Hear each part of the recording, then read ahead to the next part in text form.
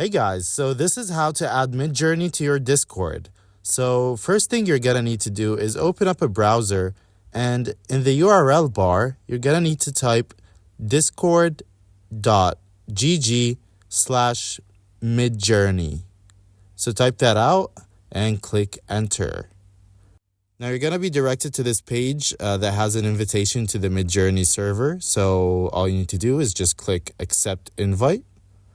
And as soon as you click accept invite, this is going to automatically open Discord for you. It may ask for permission like it did right here. So just click allow.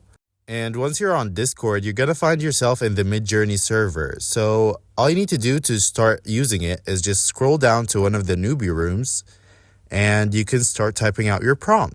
Just type /imagine. Oop, there's a typo. Imagine. And yeah, you can start typing out your prompt.